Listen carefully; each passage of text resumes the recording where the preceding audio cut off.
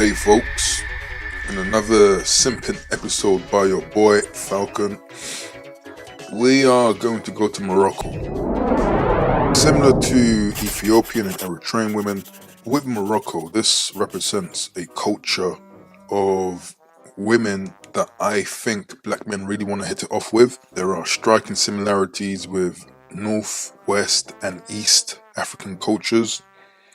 Even if these regions do not want to admit it, similar kind of appearance. If you throw someone like Barack Obama or similarly mixed people into Morocco and other North African territories, they will blend in very easily. I've been to Morocco, I've been to Marrakesh, Casablanca, and also here in London, we have a fairly distinguished Moroccan community as well. And I've also come across Moroccans that were born and raised from France and Italy. So I would like to think I have a good bearing as to how this group of women treat black men, and of course, generally speaking, from my own personal perspective and experience. So when it comes to the culture, as with most African cultures, very religious, which for me doesn't mean much in the way of morality and decency.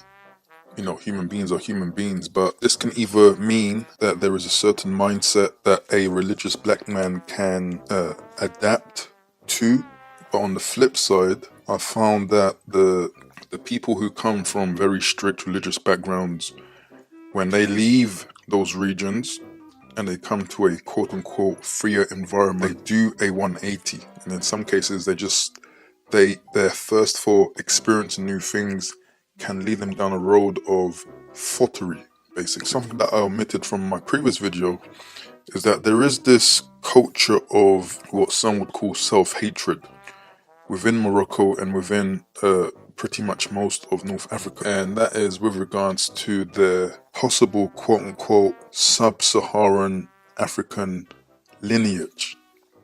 There were a lot more what we would call black peoples in Northern Africa that have either been displaced, i.e. conquerors coming from the north, pushing people down further below the Sahara. There were black peoples living within the Sahara before it was a desert. What this means is that you might come across women who show a split identity, meaning sometimes they want to be more black, but then sometimes they want to be Arabic, and then sometimes they want to be more Berber. Of course, in Morocco there is a mixture of peoples, but this is something to keep in mind. It just speaks of a very diverse cultural mindset. When it comes to the appearance, it's something very good here for the typical Western black man. You've got very curvy women, and yes, with a booty in most cases, but you will never see it because you won't usually come across Moroccan women wearing skin-tight outfits, and again, this is due to their religious culture, usually.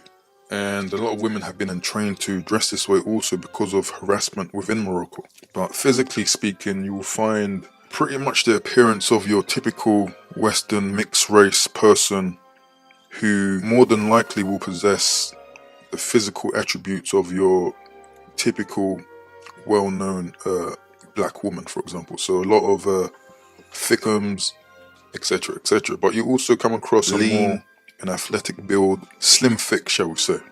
And you can usually come across Moroccan women who have very curly hair, maybe even afro in texture, but then of course you find some with very straight hair. The attitude is quite sassy, but yet very passionate.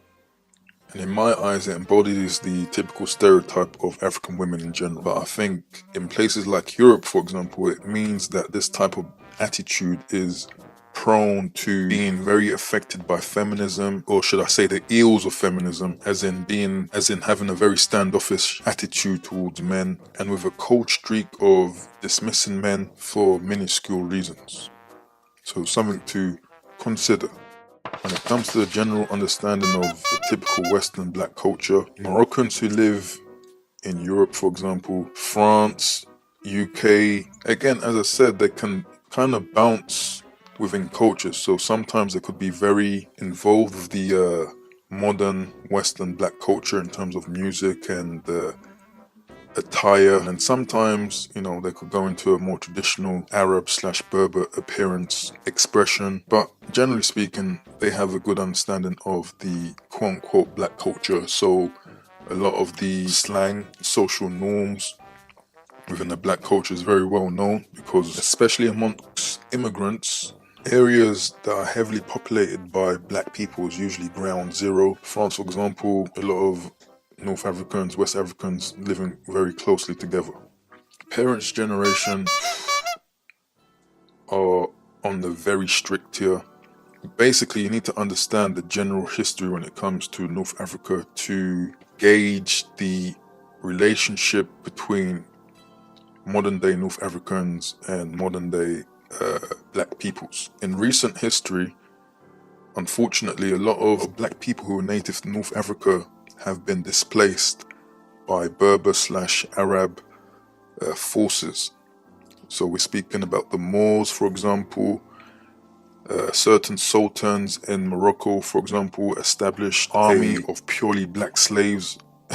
And in the case of the Moors, at least in modern times, the so-called black Moors are in a poorer socio-economic position.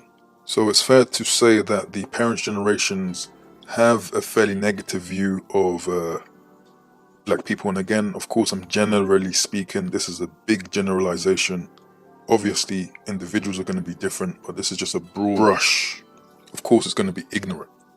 But as I say, because of this, I would be bold enough to say the parents would absolutely not want to see their daughters dating or dealing with black men in general, particularly if you're not a Muslim. When it comes to education, Moroccan women strike me as a group who are kind of like men when it comes to pursuing further education, for example.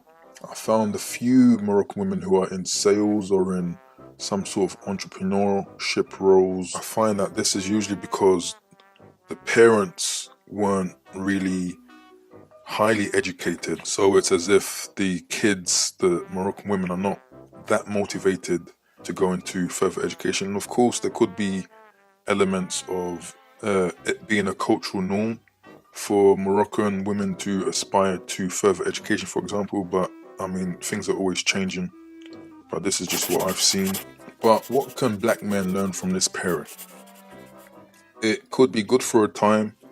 You know, you got these good vibes because of an African connection. And for the short duration, it should be very pleasant. You know, a lot can cook traditional foods like tangine, couscous, and won't have a problem cooking for you and to some degree pampering you. And from my experience, very freaky, to the point of wanting to try new things very willingly. So that might be a side that you might need to temper, or maybe you can't. And to be honest, that speaks of a mindset of someone who is just looking for the experience. I guess there could be some element of taboo when dealing with a brother, especially again if your parents have prejudice towards black peoples. And again, this could be stemming from a historical thing. But I find that usually Moroccan women have more of a favor towards Caucasian looking people. So it could be people from the Middle East or Moroccan men, or even, you know, like dark Frenchmen. And this could be, like I said, for the ease of families accepting this mate. Of course, there will be exceptions to the rule, like like Mike Tyson's wife. And of course, Mike Tyson is a Muslim also. But for the average brother, this is a pairing that you should be wary of if you want something long-term and serious, especially if you're not a Muslim. But again, these are just my own ignorant thoughts. What did I miss? Have you had any experiences with Moroccan women that need to be declared? Again, this is all for the assistance of brothers who aspire to travel and find their soul bae overseas. Again, my view is not God's law. Of course, go out and travel anyway, but I just want to put down my 2 pence. What are your thoughts? Write down in the comments below. Like the video if you enjoy it, and expect more from these Passport Bro series. I've got 3 more videos to get through, so look out for them later on. But for now, it's your boy Falcon Black out. Peace.